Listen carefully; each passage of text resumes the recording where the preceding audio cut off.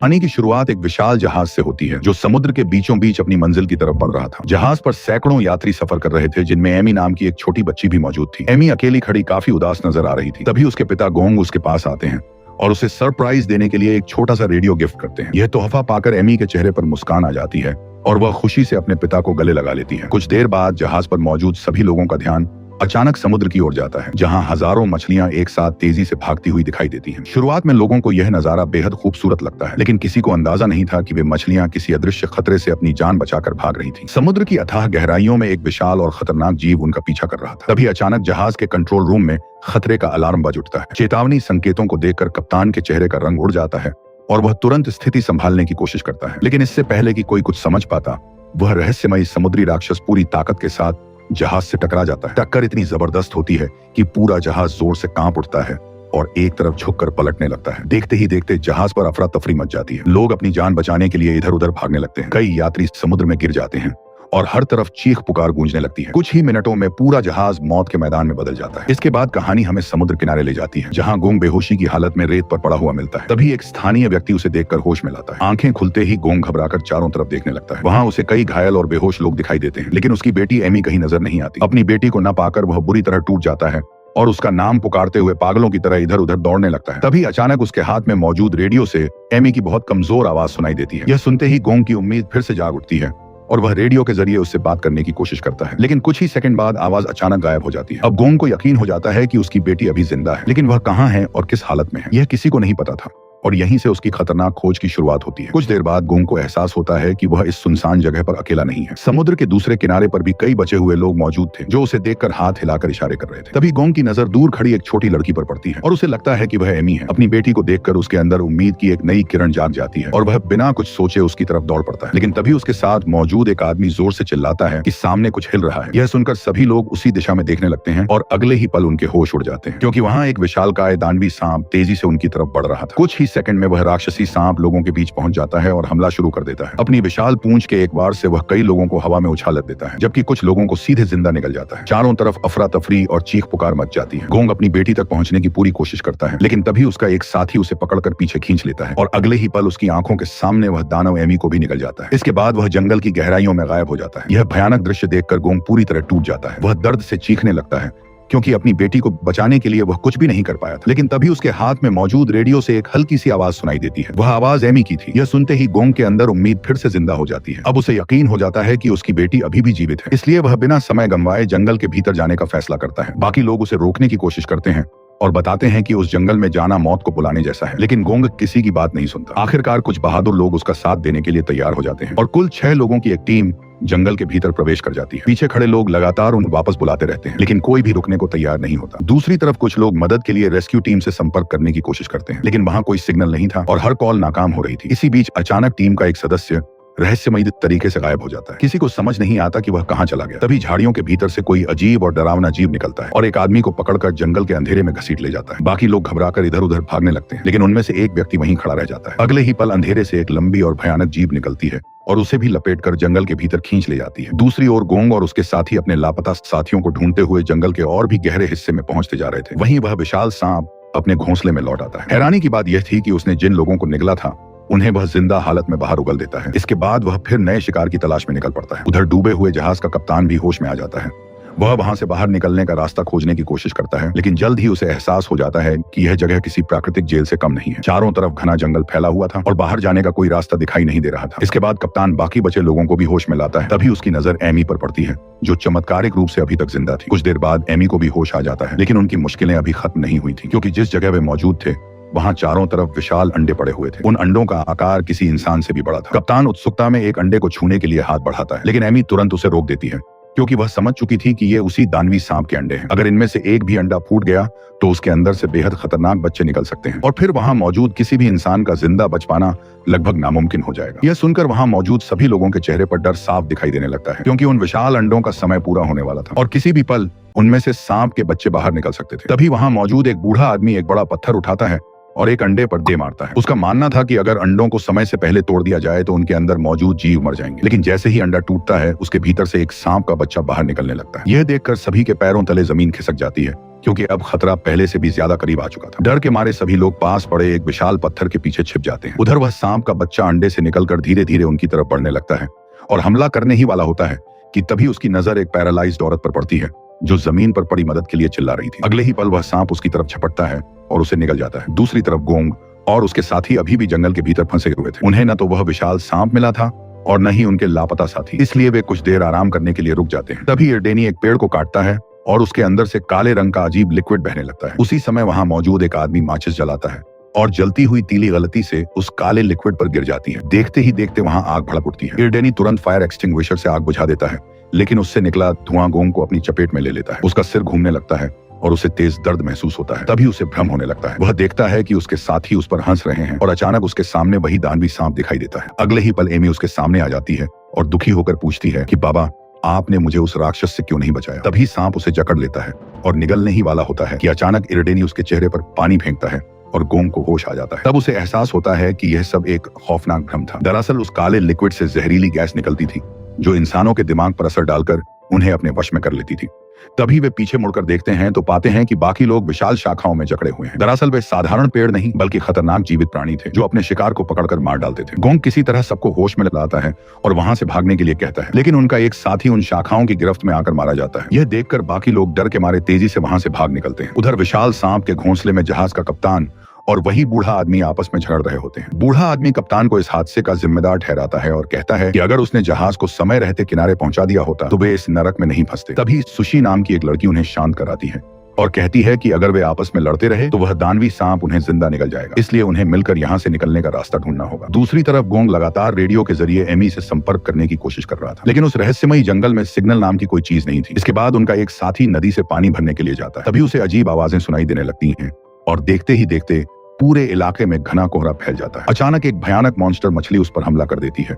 उसके विशाल दांत देखकर वह बुरी तरह घबरा जाता है और किसी तरह उसे वापस नदी में धक्का दे देता है। लेकिन अगले ही पल कोहरे के भीतर से ऐसी सैकड़ों उड़ने वाली मॉन्स्टर मछलियां उसकी तरफ बढ़ने लगती हैं, जो न केवल तैर सकती थीं बल्कि हवा में उड़ भी सकती थीं। यह देखकर वह भागता हुआ अपने साथियों के पास पहुंचता है और सभी अपनी जान बचाने के लिए दौड़ पड़ते हैं। किसी तरह वे बड़े पेड़ों के पीछे छिप जाते हैं। तभी इरडेनी को एहसास होता है कि ये सारी मछलियां कोहरे के साथ ही आगे बढ़ रही हैं, इसलिए वह सभी को लेकर उस जगह पहुंच जाता है जहां कोहरा नहीं था। और जैसे ही वे सुरक्षित क्षेत्र में पहुंचते हैं, सारी मॉन्स्टर मछलियां जमीन पर गिरकर तड़पने लगती हैं। इस तरह उनकी जान बच जाती है। कुछ देर बाद इरडेनी की नजर जमीन पर बने किसी विशाल जीव के पैरों के निशानों पर पड़ती है। वह ऊपर देखता है तो उसे पेड़ पर कोई अजीब चीज चिपकी हुई दिखाई देती है। सभी हैरान होकर उसे देखने लगते हैं। तभी एक आदमी उसे पत्थर मारने की कोशिश करता है, लेकिन बूढ़ा आदमी उसे रोक देता है। उसी क्षण एक लंबी और चिपचिपी जीभ निकलती है और उस आदमी को खींच कर ऊपर ले जाती है। इससे पहले कि कोई कुछ समझ पाता, आसमान से एक विशालकाय जीव नीचे गिरता है। तब सभी को पता चलता है कि वह एक दानवी मेंढक था जिसने अपनी लंबी जीभ से कई लोगों का शिकार किया था। उसका आकार इतना विशाल था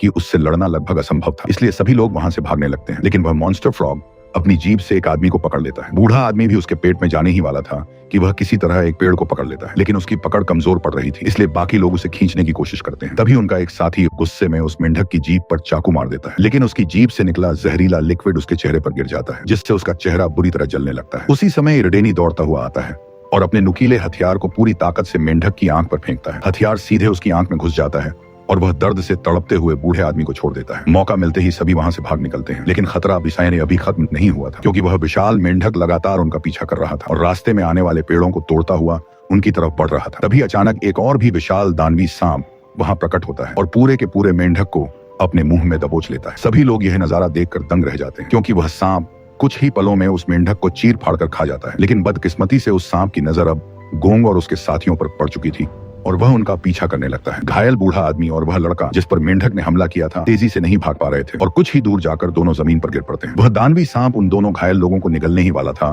कि अचानक उसका विशाल शरीर आसपास खड़े कई पेड़ों के बीच फंस जाता है। इसी मौके का फायदा उठाकर उनका एक साथी उसका ध्यान भटकाने के लिए एक नारियल उठाकर उसकी तरफ फेंक देता है। नारियल सीधे उसके शरीर से टकराता है और सांप का ध्यान दूसरी ओर चला जाता है। इसी बीच वे दोनों घायल लोग वहां से भाग निकलते हैं, लेकिन अब वह राक्षसी सांप गुस्से से उसी आदमी के पीछे पड़ जाता है जिसने उस पर नारियल फेंका था। वह आदमी किसी तरह भागते हुए एक बड़े पेड़ के पीछे छिप जाता है और एक बार फिर मौत के मुंह से बच निकलता है। दूसरी तरफ गोंग और उसके बाकी 4 साथी भी बड़े पेड़ों के पीछे छिपे हुए थे, लेकिन वह सांप उनका पीछा करते हुए वहां तक पहुंच जाता है और उनमें से एक आदमी पर उसकी नजर पड़ जाती है। डर के मारे वह आदमी हाथ जोड़कर उससे अपनी जान की भीख मांगने लगता है और कहता है कि मुझे मत खाओ। लेकिन इससे पहले कि वह सांप उसकी बात समझ पाता, वह उसे एक ही झटके में मार डालता है। इसके बाद वह फिर बाकी लोगों का पीछा करने लगता है। यह देखकर सभी अपनी जान बचाने के लिए भागते हैं और भागते भागते एक छोटी सी नदी तक पहुंच जाते हैं। वे सभी पानी में छिप जाते हैं और वहां सांप उन्हें साफ नहीं देख पाता, इसलिए कुछ देर तलाश करने के बाद वह वहां से चला जाता है। इस तरह एक बार फिर उनकी जान बच जाती है। उधर दानवी सांप के घोंसले में फंसे लोग बाहर निकलने का रास्ता ढूंढने की कोशिश कर रहे थे, लेकिन उनकी हर कोशिश नाकाम हो रही थी। तभी अचानक पूरी जमीन कांपने लगती है। यह देखकर सभी लोग तुरंत मरने का नाटक करके जमीन पर लेट जाते हैं, ताकि अगर सांप वापस आए तो उन्हें नुकसान न पहुंचाए। कुछ ही देर बाद वह विशाल सांप लौट आता है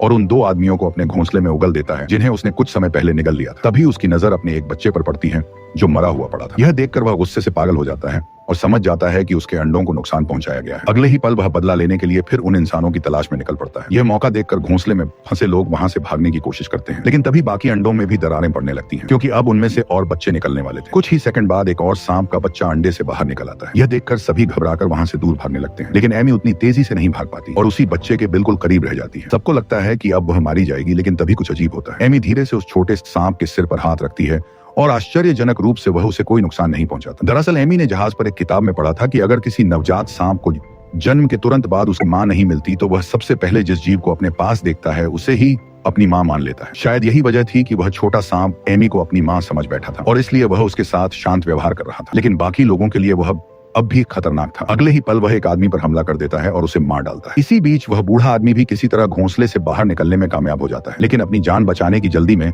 वह अपने बाकी साथियों को वहीं छोड़कर अकेला भाग जाता है और एक बार फिर सभी लोग अपने हाल पर छोड़ दिए जाते हैं। जंगल के भीतर गोंग और उसके साथी अपने लापता लोगों को खोजते खोजते एक सुनसान इलाके में पहुंच जाते हैं, जहां उन्हें एक पुराना और रहस्यमयी मकान दिखाई देता है। शुरुआत में सभी को उस जगह पर शक होता है, लेकिन कोई दूसरा रास्ता न होने की वजह से वे अंदर जाने का फैसला करते हैं। जैसे ही वे घर के भीतर प्रवेश करते हैं, उनकी नजर टूटी फूटी केमिकल की बोतलों, जंग लगे उपकरणों और दीवारों पर टंगी अजीब तस्वीरों पर पड़ती है। उन तस्वीरों में अलग अलग जानवरों पर किए गए भयानक प्रयोगों का रिकॉर्ड मौजूद था। यह सब देखकर उन्हें समझते देर नहीं लगती कि यह जगह कभी एक गुप्त प्रयोगशाला थी, जहां जानवरों पर खतरनाक एक्सपेरिमेंट किए जाते थे, और शायद उन्हीं प्रयोगों का नतीजा था कि इस द्वीप के जीव आज विशाल और खूंखार मॉन्स्टर बन चुके थे। वहां तलाश करते हुए उन्हें एक पुराना रेडियो भी मिल जाता है। वे तुरंत उसकी मदद से रेस्क्यू टीम से संपर्क करने की कोशिश करते हैं, लेकिन रेडियो बहुत खराब हालत में था और मुश्किल से ही काम कर रहा था। तभी अचानक उन्हें बाहर किसी के कदमों की आहट सुनाई देती है। सभी लोग तुरंत छिप जाते हैं। कुछ देर बाद दरवाजा खुलता है और अंदर वही आदमी आता है जो किसी तरह मॉन्स्टर सांप के घोंसले से बचकर निकला था। उसे देखते ही गोंग अपनी बेटी वाली एमी के बारे में पूछने लगता है, लेकिन वह आदमी बेरुखी से जवाब देता है कि वहां मौजूद कोई भी इंसान जिंदा नहीं बचा और सबको वह विशाल सांप निगल चुका है। यह सुनकर गोंग का दिल टूट जाता है। उसे लगने लगता है कि शायद उसने अपनी बेटी को हमेशा के लिए खो दिया है। वह तुरंत उसे ढूंढने निकलना चाहता है, लेकिन यर्देनी उसे समझाकर रोक लेता है। अगली सुबह गोंग चुपचाप बैठा हुआ था, तभी अचानक उसे रेडियो पर हेलीकॉप्टर की आवाज सुनाई देती है। उम्मीद की एक नई किरण दिखाई देते ही सभी लोग जंगल से बाहर निकलकर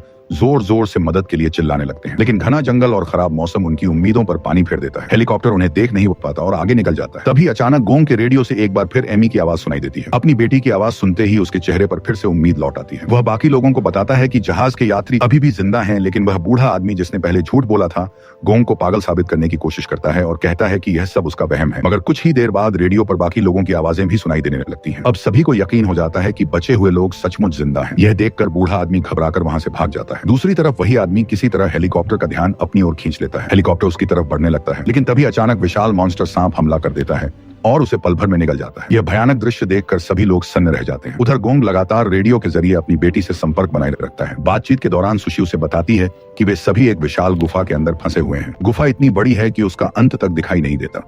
गोंग उससे आसपास की आवाजों के बारे में पूछता है। तब सुशी बताती है कि वहां कहीं पास में पानी गिरने की तेज आवाज लगातार सुनाई दे रही है। बस यही छोटा सा सुराग गोंग के लिए उम्मीद बन जाता है और वह उसी दिशा में अपनी बेटी को ढूंढने निकल पड़ता है। इस बीच गुफा के अंदर खतरा लगातार बढ़ता जा रहा था। दर्जनों छोटे छोटे सांप धीरे धीरे लोगों की तरफ बढ़ रहे थे। ऐसा लग रहा था कि अब उनका बचना असंभव है, लेकिन तभी एक चौंका देने वाली घटना होती है। सांप का एक बच्चा बाकी सांपों पर हमला कर देता है और लोगों की रक्षा करने लगता है। दरअसल वह एमी को अपनी मां समझ बैठा था, क्योंकि अंडे से निकलते ही सबसे पहले उसी ने एमी को देखा था, इसलिए वह हर कीमत पर उसकी रक्षा करना चाहता था। इधर गोंग अपनी बेटी के बेहद करीब पहुंच चुका था। तभी अचानक उसे दूर से एमी की आवाज सुनाई देती है। एमी भी अपने पिता की आवाज पहचानकर जोर जोर से उन्हें पुकारने लगती है। आखिरकार गोंग उस जगह तक पहुंच जाता है जहां सभी लोग फंसे हुए थे, लेकिन उसी समय दर्जनों सांप फिर से उनकी तरफ बढ़ने लगते हैं। गोंग तुरंत एक मोटी पेड़ की जड़ नीचे फेंकता है और लोगों को ऊपर खींचने लगता है। शुरुआत में सब कुछ ठीक चल रहा था, लेकिन तभी विशाल मॉन्स्टर सांप वहां पहुंच जाता है। इस बार वह पहले से कहीं ज्यादा गुस्से में था। उसकी आंखों में सिर्फ बदला दिखाई दे रहा था। जैसे ही वह हमला करने के लिए आगे बढ़ता है, यर्दनी अचानक उसके सामने आ जाता है और पूरी ताकत से अपनी कुल्हाड़ी उसकी आंख में घोंप देता है। दर्द से तड़पता हुआ वह दानवी सांप भयानक चीख मारता है और उसकी गर्जना से पूरा जंगल कांप उठता है। अब वह विशाल मॉन्स्टर सांप पूरी तरह बेकाबू होकर एर्डेनी के पीछे पड़ जाता है और उसे निगलने ही वाला होता है कि तभी उनका एक साथी बहादुरी दिखाते हुए आगे आता है और तेज वार करके उस राक्षसी सांप की दूसरी आंख भी फोड़ देता है। अब सांप पूरी तरह अंधा हो चुका था और उसे अपने शिकार दिखाई नहीं दे रहे थे। दूसरी तरफ गोंग अपनी पूरी ताकत लगाकर लोगों को ऊपर खींच रहा था। तभी जहाज का कप्तान अपनी जान की परवाह किए बिना आगे बढ़ता है और बाकी लोगों को ऊपर चढ़ाने के लिए उन्हें धक्का देता है। लेकिन इसी दौरान दर्जनों छोटे सांप उस पर टूट पड़ते हैं और उसे वहीं मार डालते हैं। कप्तान की इस कुर्बानी की बदौलत बाकी लोगों की जान बच जाती है। कुछ ही देर बाद दूसरा साथी भी वहां पहुंच जाता है और गोंग के साथ मिलकर दोनों लोगों को ऊपर खींच लेता है। आखिरकार सभी सुरक्षित बाहर निकल आते हैं। अपनी बेटी एमी को जिंदा देखकर गोंग की खुशी का ठिकाना नहीं रहता, लेकिन उनकी राहत ज्यादा देर तक नहीं टिकती, क्योंकि कुछ ही पलों बाद वह दानवी सांप दोबारा होश में आ जाता है। यह देखकर सभी लोग वहां से भागने लगते हैं। दूसरी तरफ वह आदमी जो काफी देर से अपनी जान बचाकर भाग रहा था, आखिरकार जंगल से बाहर निकलने ही वाला था, लेकिन किस्मत उसका साथ नहीं देती और वह फिर से उसी घोंसले में जा गिरता है जहां से पहले भाग कर निकला था। इस बार वहां मौजूद सांप उसे घेर लेते हैं और देखते ही देखते उसे मार डालते हैं। उधर बाकी लोग जंगल से बाहर निकल जाते हैं, लेकिन एर्डेनी सभी को चेतावनी देता है कि अगर वे एक साथ भागेंगे तो सभी मारे जाएंगे, इसलिए उन्हें अलग अलग दिशाओं में जाना होगा। गोंग अपनी बेटी के साथ दूसरी दिशा में निकल जाता है, जबकि एर्डेनी और उसका साथी उस मॉन्स्टर सांप का सामना करने का फैसला करते हैं। एर्डेनी पूरी रफ्तार से दौड़ते हुए अपने हथियार से सांप के शरीर पर जोरदार वार करता है और उसे बीच से चीरने की कोशिश करता है, लेकिन वह जीव इतना शक्तिशाली था कि उस पर कोई खास असर नहीं होता। अगले ही पल सांप एर्डेनी को निगलने के लिए झपटता है, लेकिन उसका साथी समय रहते उसे बचा लेता है और दोनों फिर जंगल की तरफ भाग निकलते हैं। भागते भागते वे उसी इलाके में पहुंच जाते हैं जहां पेड़ों से जहरीला काला लिक्विड निकल रहा था। उनकी योजना थी कि सांप को वहां फंसाकर खत्म कर दिया जाए, लेकिन वह राक्षस उनकी चाल को भांप जाता है और वापस मुड़ने लगता है। इसी दौरान गोंग अपनी बेटी और बाकी लोगों से कहता है कि वे सुरक्षित जगह पर चले जाएं, क्योंकि अब उसे अपने साथियों की मदद करनी होगी। वह तुरंत जंगल की तरफ दौड़ पड़ता है। तभी एर्डेनी दूर से चिल्लाकर उसे वहां से भाग जाने के लिए कहता है। गोंग जैसे ही पीछे मुड़कर देखता है, उसके पैरों तले जमीन खिसक जाती है, क्योंकि वह विशाल मॉन्स्टर सांप उसकी बेटी एमी के पीछे खड़ा था और अगले ही पल उसे निगल जाता है। अपनी बेटी को दूसरी बार खोते हुए देखकर गोंग के अंदर गुस्से की आग भड़क उठती है। वह बिना डरे सांप पर टूट पड़ता है और उसके पूरे शरीर पर कई गहरे घाव कर देता है, लेकिन वह राक्षसी जीव बेहद ताकतवर था और एक झटके में गोंग को जमीन पर गिरा देता है।